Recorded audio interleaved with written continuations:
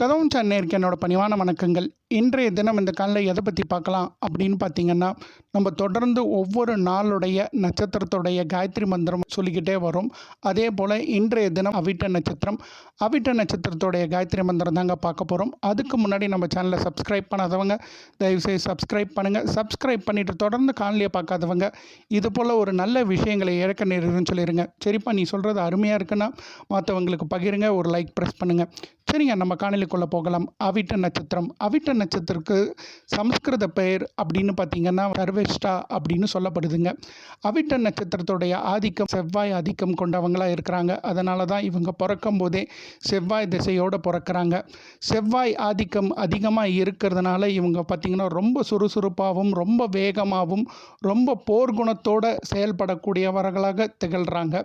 இந்த வேகமும் இந்த போர்க்குணமும் இருக்கிறதுனால அவங்களுக்கு அந்த வேகத்தை மற்றவங்களால் பூர்த்தி செய்ய முடியாத ஒரு சின்ன பிரச்சனை இருக்கும். அதை இந்த காயத்ரி மந்திரம் சொல்ல சொல்ல விலகி வருங்க. அது மட்டும் இல்லை, இந்த அவிட்ட நட்சத்திரம் இருக்கக்கூடிய ராசி பார்த்திங்கன்னா சனியோட ராசியாக இருக்குது. இந்த அவிட்ட நட்சத்திரம் 2 ராசியில் பிரிஞ்சு வருங்க. ஒன்று மகர ராசி, இன்னொரு கும்ப ராசி.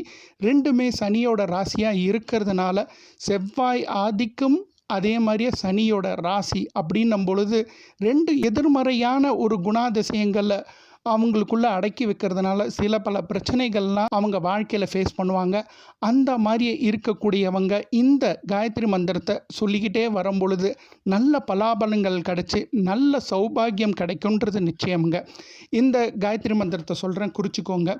ஓம் அக்ரநாதாய வித்மஹே வசு பரிதாய தீமஹி தன்னோ சர்வஷ்ட பிரஜோதயாத். இந்த மந்திரத்தை அவிட்ட நட்சத்திரக்காரங்க மட்டும் இல்லை, யார் யாருக்கெல்லாம் அவிட்ட நட்சத்திரத்து அன்னைக்கு சந்திராஷ்டம் வருதோ அவங்க கூட இந்த மந்திரத்தை சொல்லிக்கிட்டே வரலாங்க. குறைஞ்சபட்சம் ஒரு 108 தடவை இந்த மந்திரத்தை சொல்லிக்கிட்டே வரும்போது சந்திராஷ்டமம் உள்ளவங்களுக்கு அந்த தினம் நல்லபடியாக நவகரும்.